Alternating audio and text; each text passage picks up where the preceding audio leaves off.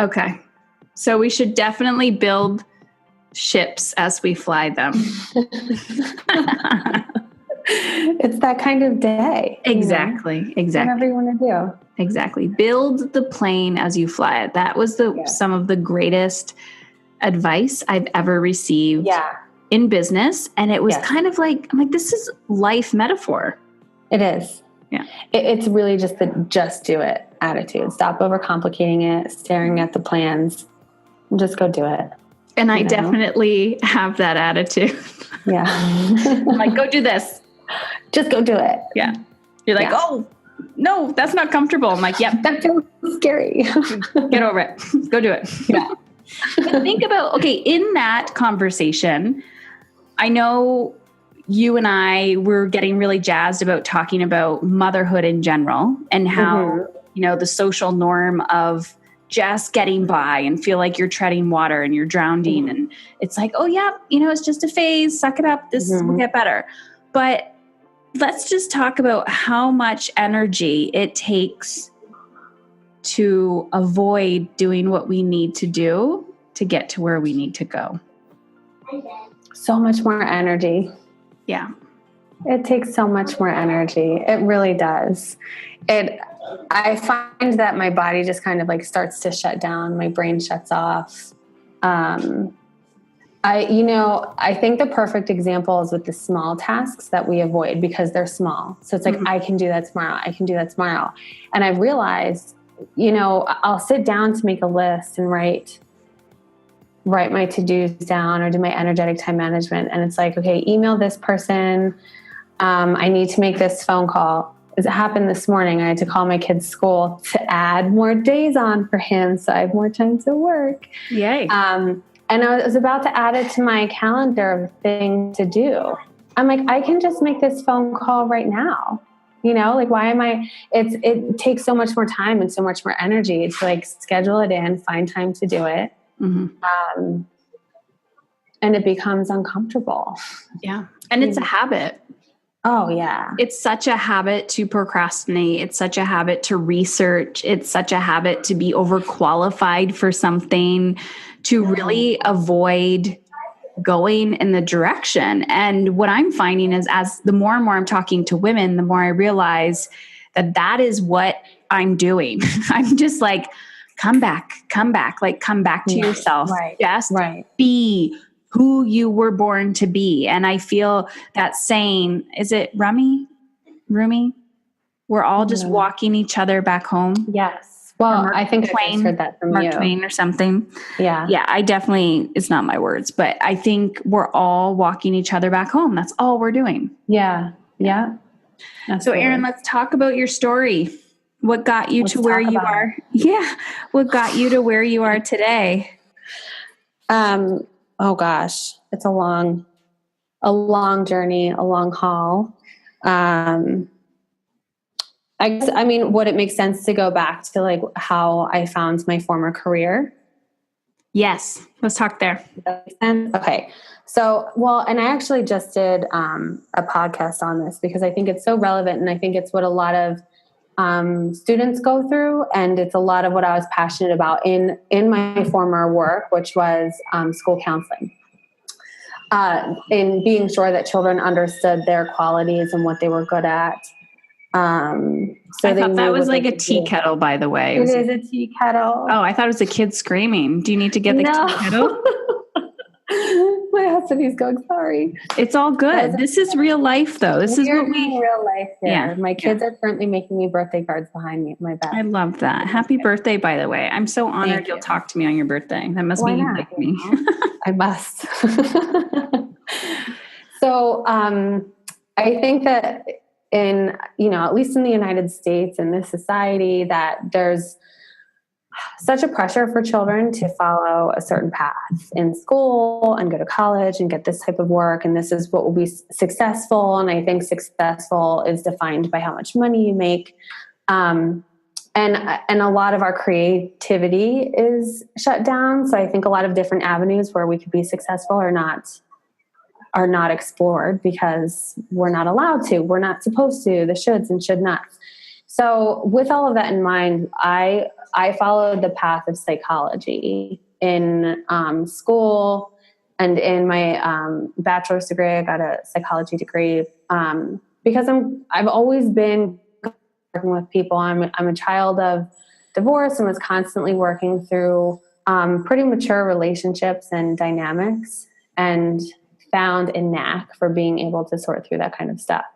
So went in that direction. But when you get a bachelor's degree in psychology, you come out and you're qualified to make very little money in basically anything you do. I'm sure you understand, also having a background in social work, that it's hard. You have to get more education. So again, I found myself in this place of, I need to get a master's degree.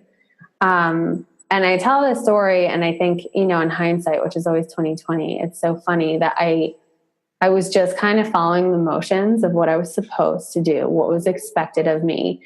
And I always knew, I literally had that voice in the back of my head, you're really good at this, but this isn't what you're supposed to do. And I would hear it all the time. And I'm like, shush, shush, shush, shush. This is working. Don't rock the boat here. Don't rock the ship, whatever, the plane. What is that voice? I've talked about it. Everyone talks about it. It's not just this random thing. No. But it's that knowing. Intuition. It's God, it's universe, it's spirit. I don't know what it is, but it is there. And it was not me talking. I was not talking to myself. I just knew it really is this knowing. And it scared the heck out of me because it was like, well, I don't know what I'm supposed to do. And now I'm entering my mid-20s here. I need to get my life together. I can't just, you're not supposed to change your mind. It's all that what people expect of you. And I knew that I was kind of lost in that because when I went to my grad school interview, the application had all the concentrations of psychology, of counseling. So there's family, marriage and family, there's drug and alcohol, school counseling, community counseling. I literally checked off every box. I was like, I'm here to interview for all of them. And the director just laughed at me. He's like, you can't come to school and get a master's degree in 4 different areas. You have to pick one. And in the interview, I was like, and it was literally an eeny, meeny, miny, moe. I'm like, I'll go into school. I like being at school. I like kids sometimes. I'll go into school counseling. So I was really just following the motions of things. And I was very good. I got straight A's in grad school, paid a lot of money. And as soon as I came out, I was offered 2 positions in the same school district, which is really unusual.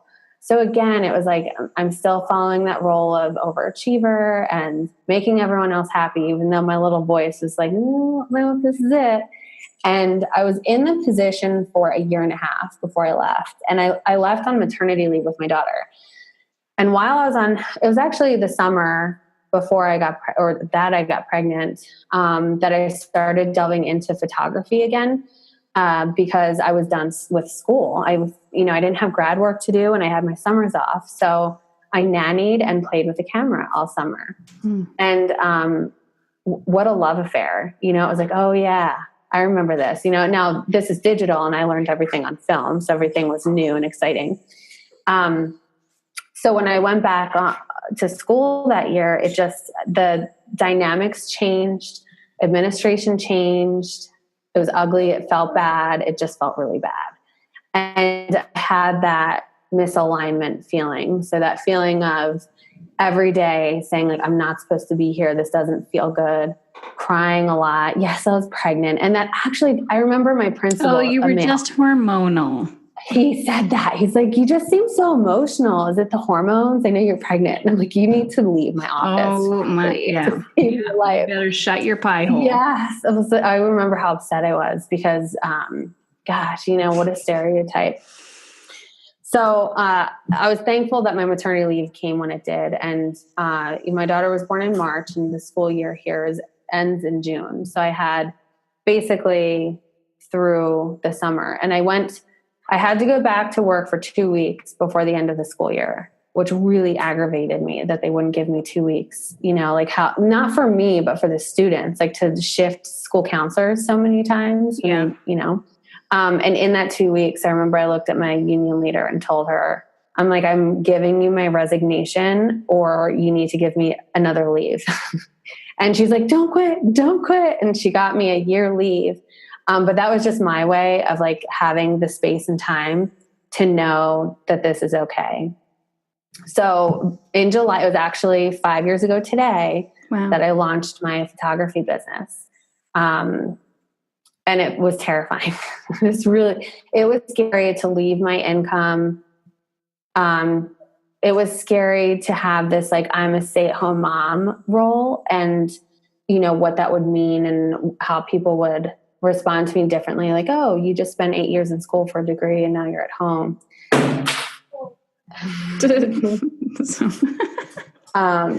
My kids are home, or you would definitely be hearing screaming or something in the background. My kids.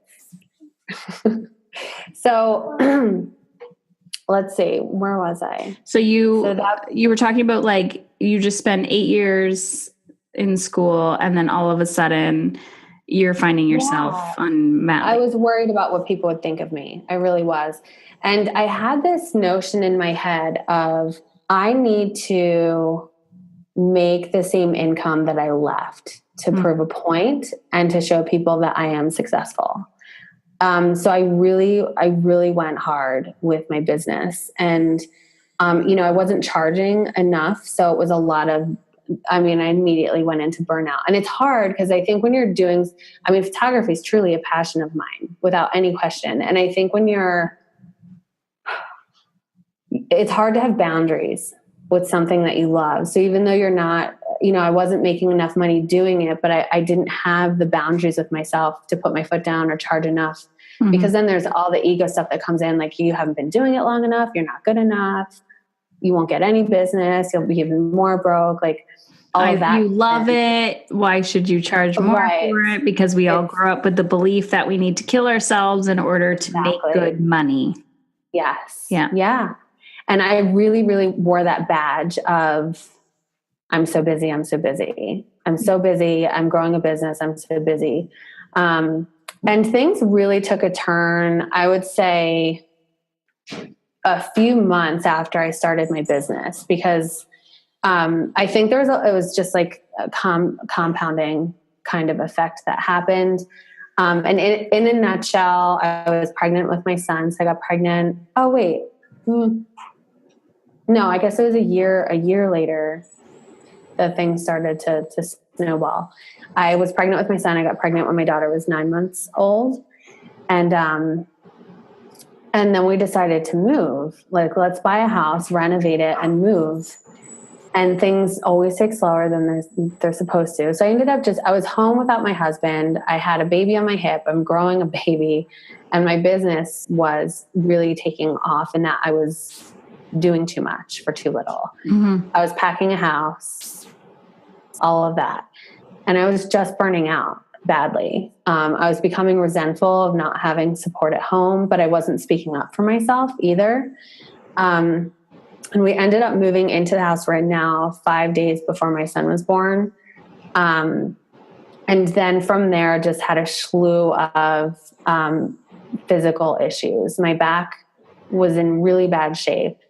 Couldn't walk. I had to go through like very intense chiropractic and PT therapy. It was really bad. And then I became resentful of my body. Like, why are you not holding up for me? But I wasn't doing anything for it, nursing through the night. And then I started having just massive anxiety, crippling, to the point, my triggers were my children getting sick. So my son was born in October. And the idea of him getting a fever in the first 3 months lit me up. Like, I could not function at the thought of it. To the point that I'd be like scrubbing my house with Clorox and no one has been in the house, nor have we left the house. Kind of anxiety, like compulsion, And I continued with it, just like, oh, it's postpartum. I don't need anything. It'll go away. Just really minimizing it and not addressing anything. It must just be hormonal. It must be. You'll be fine. Yeah, you're just hormonal. It's just a phase. It'll go away. It's no biggie. Yeah. And I really I just didn't want to pay attention to it. And then meanwhile, I didn't take any time off of my photography work. I popped that kid out, moved, couldn't walk, and was still shooting engagement sessions days after. Do you hear the dog being fed too? No, not really. It's okay. Okay. It's all good. This is life. It is life. Days after, weeks, it was 3 weeks old. My son came with me to a photo shoot as I'm just healed. I'm hanging over, trying to hold my gear, can't walk.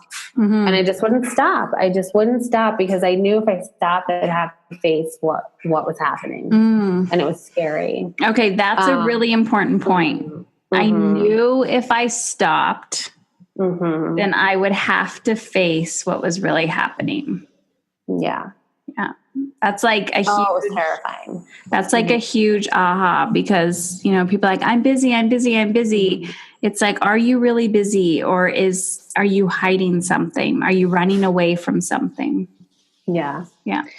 I sure was. I really was. It's amazing to see things in hindsight too. So I just kept going, and I wasn't feeding myself at all. I would kind of work out here and there, and just jam pack my schedule. And I was constantly away from my house, and missing bedtimes and pumping in the car and all that stuff. And, fast forward to March, 2.5 years ago, I think, I was on my way to a photo shoot, and I was like, oh, I think I might have to throw up. Something's wrong. My heart was racing. And then I started to go numb in my limbs and my face. I'm like, wow, okay, so I'm dying. This is a problem. And my body was just shutting down, just completely shutting down. And I called my client and was like, I can't make it. I am sick. I need to go home. And drove myself to an urgent care. And as I sat there, my system started to calm down. And I giggled because I was like, oh, I'm having a panic attack. This is it. This is what they're talking about. This is what it feels like. And it was ironic sitting there being a certified counselor and being certified in therapeutic approaches to address anxiety, never having gone through something like that. It was like, oh, okay, I see what this is. And then went into the room and told the doctor, I was like, I'm just going to be flat out with you. What I had was a panic attack. And I know that.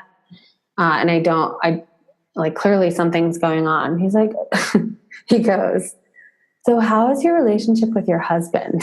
It's like, it's great. Thank you for asking. And I'm so fortunate that my relationship with my husband through all of this, he's, I'm sure we could look back and be like, we probably weren't super close at certain points or disconnected a little bit, but we've always been a unit and communicative and never had issues, So he wrote a script for Xanax, like Lexapro or something like that. And if it weren't, my body does not metabolize medication. It just doesn't. Like Tylenol, I can barely take. So outside of that, I was like, there's something else happening here, and I need to get to the bottom of what's going on. Like, I can't, if I take medication, I know that I'm just going to have symptoms that are just as bad as what I'm dealing with. It's just going to look different. It's just kind of covering things up. So it was around that time that someone came across into my field, a hormonal nutritionist. And it's funny that in the state of rock bottom that I was in, I think I was super connected to my intuition, because I knew not to take that medication. I knew I had to, this is it. This is the final straw. I need to put the boxing gloves on and have at this. Like, something's going on. I need to fix. And this woman's name came across my desk, and I was like, I need to know her, and I know she's going to help me. So I connected with her, and we worked together for a few months, I would say. And I learned a lot about nutrition and food. And I basically destroyed myself by not eating. Yeah. And it was so eye-opening to understand the importance not just the importance of food and feeding yourself, but that it's essentially medicine. I mean, it was incredible to understand that. And to, this is like, and I'm stopping you because one, I just had this conversation with somebody else about food and nourishment. And it's really interesting when you're sitting on the other side of it and going, yep, been there. Right. Yeah. Yeah. And not one healthcare practitioner mentioned food. I tell the story again and again of how the dietitian at the hospital told me to eat more McDonald's because for the calories when I was going through chemo. Oh my gosh. And at that time, I was just like, this doesn't make sense to me. And now I'm too far gone on the other side where I'm just like, oh my God, people, wake the fuck up. Wake up. You are actually killing people. Their bodies are, it's like pouring water into a car and going, why aren't you running properly? Yeah. Yep. Oh my gosh. I know. It was, I've always been an athlete. I've always understood food, but I realized I never understood food. I mean, there is anyone who doesn't fully understand food as far as not health, like nourishment.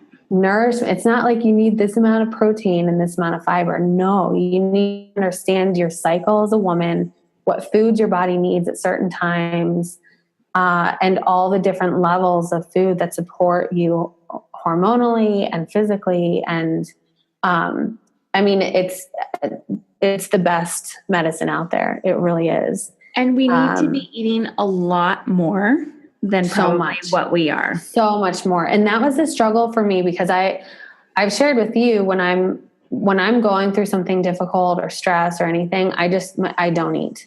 It's, a lot of people turn to comfort eating. I just stop.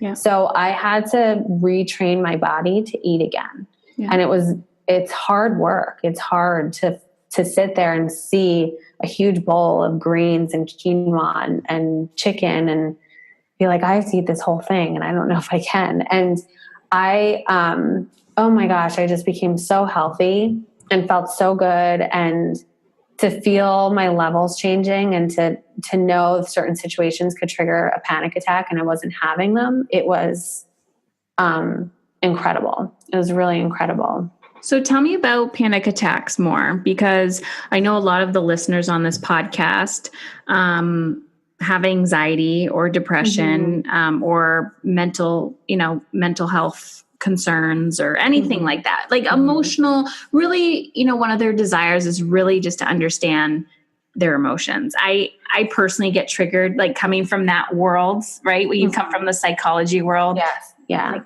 anxiety, depression, all that. I'm like, okay, these are labels, but we are people. And I truly believe, regardless of where you fall on the spectrum, you can have some control over your emotional well-being. If I lived the way that I used to live by default, I would probably be on every medication you could possibly imagine. And I'm not saying medication is bad, but what I'm saying is when there's this internal drive to go, interesting. When I drink coffee, I have really bad anxiety. So now I'm going to deal with the resistance of getting rid of that coffee and then deal with that detox and then wait until, the cycle starts again and going, wow, I'm healthier. I feel stronger. I feel all of these, like for your own personal ability to take back control of how you want to feel in your life. So can you talk a little bit about what that was like for you because it sounded like you had the drive to seek out support and then say, I am determined to solving this problem, but kind of what that was like for you and how you noticed that momentum. It's definitely a quality that I have, that possibly to a fault. And I think it's stubbornness of I had this feeling of stubbornness of I will not become a victim of this. And panic attack will not take a hold of my life and control it. I refuse to give up the power to that. the thing is it's really, really hard because panic and anxiety can feel so powerful. Like you're dying. I mean, truly, that you just have lost complete control of your body. And I think the hardest part for me dealing with my panic and anxiety is that when it was in the thick of it, it was every single day, crippling, like to the ground. I can't, if I went out for a walk to try and work through it, I physically would become so sick from the anxiety. I couldn't finish my walk. And it's like, how am I going to get home? I'm so crippled with this. And I think that's the hard part for me is that if you don't have panic or anxiety, there's this perception that it's a feeling like happy or sad. Right. Or, it's similar that there's a response, but I've learned to understand through my own experience that it's like a neurological, physiological response. Mm-hmm. So try to explain to people, like, if you see your kid run out in front of a car and you save them, you get that rush of adrenaline and then how your body feels as it's coming down. It's very similar, and you can't just tell your body, okay, body, you're not scared anymore. You can stop now. It's not this simple. It's your body is just wired to it's just responding a certain way that you can't stop it in that moment. And what I learned for me is going through the process of understanding where my triggers were coming from. And the main trigger for me was a traumatic experience of my daughter getting sick. And it turned in, there was hospital and I lost my milk supply and all of this stuff. And I had to work through a lot of therapy to understand that this is where it came from. And I had to understand that there was a post-traumatic stress that was happening, so that anything my big thing was a stomach bug. I'd be terrified of stomach bugs. And so even hearing a child saying my belly hurts would flip me into an immediate anxiety attack because it's post-traumatic. And I had to find different ways of working through it every time. So there's therapy. My big turning point for me was learning about my chakra energy points. And that was also through the hormonal nutritionist that I worked with to fully understand your energy and your body is life-changing, completely life-changing. And you feel like you get control back because you can understand basically any physical symptom that we have is a result of our chakras being out of alignment. It's our energy being out of alignment. Yes. And it's not woo-woo. It is real. No, it's scientific. Yeah, it's actually been found. And I think it's hard because people see it as woo-woo, but it's scientific that we are energy fields and everything has a certain vibrational quality. And it's really fascinating. And it's also very powerful to have the knowledge to know that you have complete control over your energy and the alignment of your energy. And that's what I started to understand, to lean into the anxiety of okay, this is my body trying to save me. It thinks I'm in trouble. And because I was in that first traumatic experience of my life, I was in trouble. And it was a biological response to try and save my child. So of course my body is trying to save me. And it turned into there's a lot of self-talking, hey, ego, I'm driving today. Mm-hmm. I say that to myself all the time. To my ego, I'm driving today. You can be in the car, but you're taking a back seat. Yeah. I've got control of this situation and I'm okay. And I remember my therapist teaching me that and it felt so silly. Okay, I'll talk to myself, but it gives you that control back of okay, I am in control of this and I'm going to be okay. Yeah. And there are a lot of, I don't know, there's a million techniques. I feel it's really finding what resonates with you. And for me, I learned that I needed to make a list of things that helped me. So there's EFT, different essential oils, go-to people that I knew were good people that could be compassionate and also not fall into my symptoms and nor have impatience with me. and a few different techniques that I'd have a list so that when I was in the thick of panic, I could go to it. And, cause you can't think straight when you're in the middle of a panic attack. You just can't. Do you have panic attacks anymore? Not really. No. I'll feel, kind of like a low level anxiety every now and then. And I've learned to understand like, oh, okay, what's going on and what does my body need right now? Yeah. And I lean right into it and allow it. For instance, I actually started to feel that on Sunday. And what happened was I shot a wedding on Saturday, and the start time was kind of weird. So I had a breakfast smoothie, which I pack. It has a lot of protein. It's all plant-based, avocado, all of that. But that's all I had all day. So, and I'm on my feet. I was on my feet from, I don't know, 1 to 1, I think. So it was a long day. I ended up staying at the hotel. My husband was a guest. So we ended up staying there. And, usually when I get home from weddings, I really like bulk up on water and take it and drink and eat something. And the next morning I woke up and just felt off and like a chaotic feeling, that nervous feeling, you know, and typically I'd fall right into that. Like, oh my God, I'm anxious. Oh, here it comes. Like, brace yourself. You're going to have an anxiety attack. And I just felt it was like, all right, I feel it. Like, what's going on? And understanding I didn't eat the day before. Yeah. Of course, my body's talking to me. It is tired and it needs food. And I need to go back to my basic needs. So it was one of those days of like, I don't care what we had planned today. I'm going home, I'm nourishing my body, and I'm sitting still because that's what my body's asking for, and a ton of water.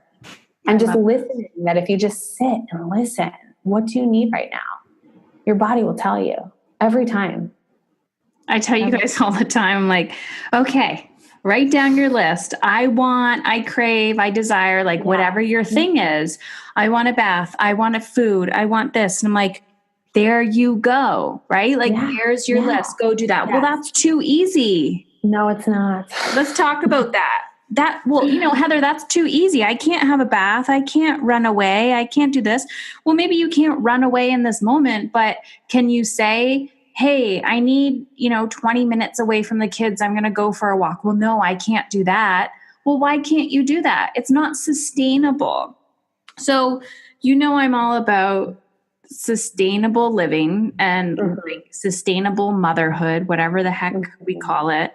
You and I had this conversation earlier about, so you find, and it's a constant evolution, right? You're constantly learning about yourself and going, great, I feel like I've mastered that. So I'm going to continue, right? Yes. We still have our moments of like, oh, I'm feeling great. Okay, I can stop eating now. Yeah. Oh, yeah. Yeah. And then life is like, gives you contrast.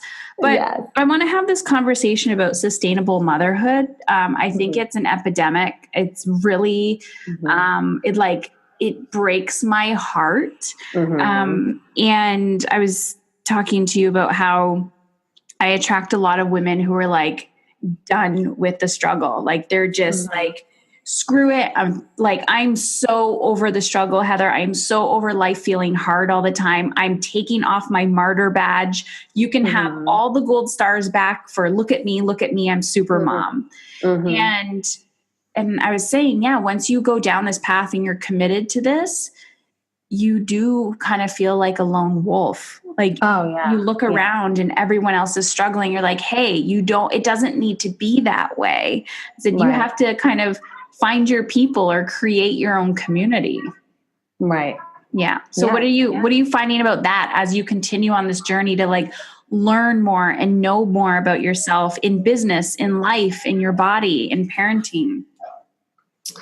I think like you said, it kind of sets you apart a little bit from the world you've known. And I think it becomes really difficult to navigate that and requires I was actually thinking about that today, that I feel like you have moments in this, I call it a culture of women who have like found the other side, and I feel like you can reach a high of like, I know exactly what I'm doing. I have this shit figured out. I'm good to go. And then all of a sudden you just have a day where like, I am a fraud. I don't know what I'm doing. I'm falling back to old habits. And thinking about that today, I'm realizing that as you figure stuff out, the world, the universe, God, whatever you want to call it, throws stuff back at you again so that you can practice what you preach. Yeah. You know, and find a new challenge and continue to learn and grow. And in that, I'm finding that there are so many people around me. It's very, and I know that you've talked about this and we maybe have together, that there are so many people that have been in my circle that I'm just finding more and more separation from them. And it feels sad. And there's a lot of grief because I wish I could be like, you don't know what you're missing. This is why your immune system is shutting down. Take my crystals. Rub them. Put them in your bra, in your pocket. Every day I take my bra off and crystals fly out. And my husband just shakes his head. He's like, oh my God. I'm like, but I feel great. Yeah. So that's been hard for me in seeing like my old circle kind of changing and the dynamics changing and my interactions changing. And there's a lot of ego that comes in that like, what do they think of me? Do they think I've lost my mind? Do they think I'm arrogant? Or, you know, there's all of that fear that comes into place. But then on the other hand, what's been so beautiful is that I think when you leave yourself open and authentic and genuine, new people find you. And, you know, while I'm trying to actively create my own community, I'm finding just within my real community outside of social media, there are women coming out that have been around me this whole time that I'm like, holy shit. Like we are cut from the same cloth and we're soul sisters. And can we please go on a date? And thank you. But you have to step into that in order for other people to know and go, okay, Erin's one of us. Like, or I'm just like Erin, because they don't have, you know, they're not there yet to make that courageous step to step up. Right. Yeah. It's really interesting because it's vulnerable to show up as yourself and to say, hey, you know, I have crystals in my bra and I'm not wearing perfume. It's essential oils. And, you know, like I'm doing photography, but I'm also coaching and I have a podcast. You know, people are like, Heather, what do you do? I'm like, oh God, this is going to be a conversation. I'm like, listen to the podcast. And it's funny because you'll see, I was at a women's event and this woman next to me, she's like, what do you do? How do you do that? And and I'm like, this is my world. So it's normal to me. But she's like, oh my God, how, what? I'm like, just listen to the podcast. You'll figure it out. She's like, okay. And I'm like, yeah, we're just waking each other up. That's all we're doing. Yeah. And I think that's what's hard too, is that we're brought up to really think that we have to fit in one square box. So to allow yourself to just be who you are and be like, that's how I want to show up today. And that's how I want to show up in this life. I've been having a lot of like, we get one life. And I haven't been someone to go through, you know, I've lost people in my life. I've been sick, but not terminal of any kind or anything like that. But I've been having these moments like, oh my God, this is it. I'm 35 today. Drank my Kool-Aid. Happy birthday. My husband came in today. He's like, happy 35th. You're halfway to 70. I'm like, holy shit. I have so much work to do. You know, but you get one shot. Yeah. So just show up as you. Why waste time? Don't waste the day. Yeah. You know?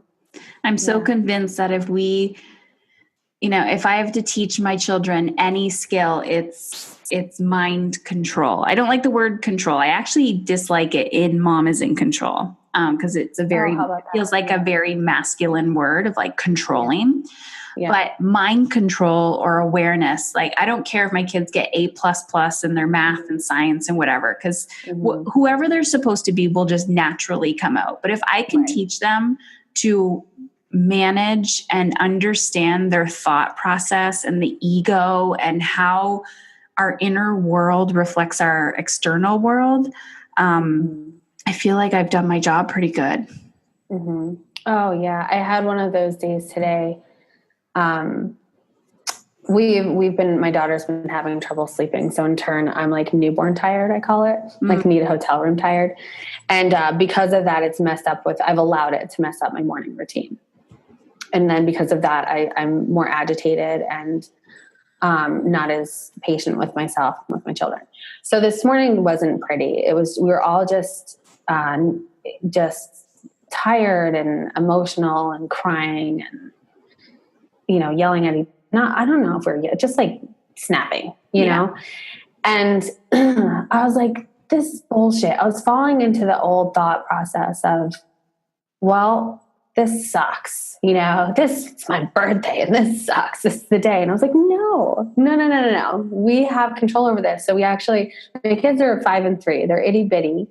And we sat down. There's a foyer upstairs. We sat on the rug. It's our spot, like our talking place.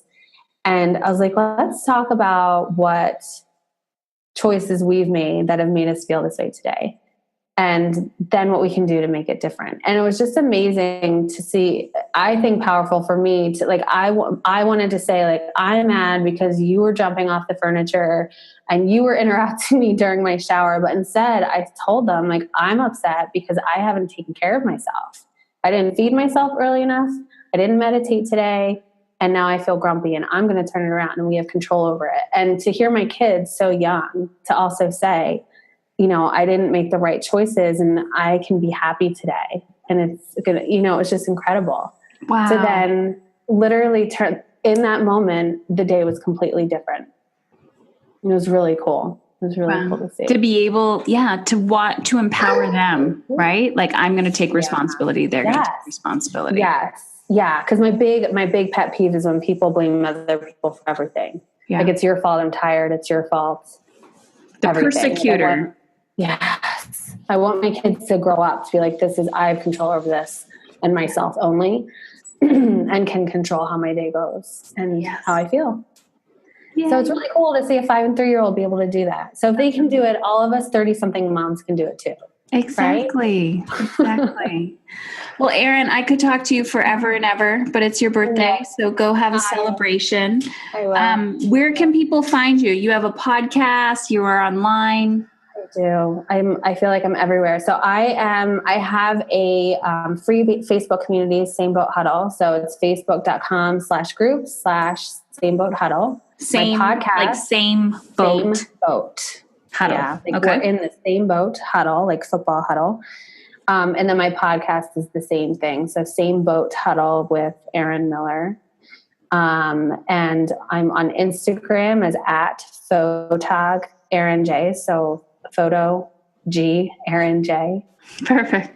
Right. And then my website's ejoycephotography.com. So right now that's all of my photography stuff. Then like we talked about adding coaching stuff on there will be there soon. But my blog's attached and I blog about everything like life, weddings, kid stuff. Awesome. Yay. Thank you. Thank you so much. But definitely Thank you so much. Those listening, check out her podcast. And I always love watching your photography because it's like you incorporate that into your message and it's how I see the world. Yes. Yes. Thank you, Erin. I appreciate it.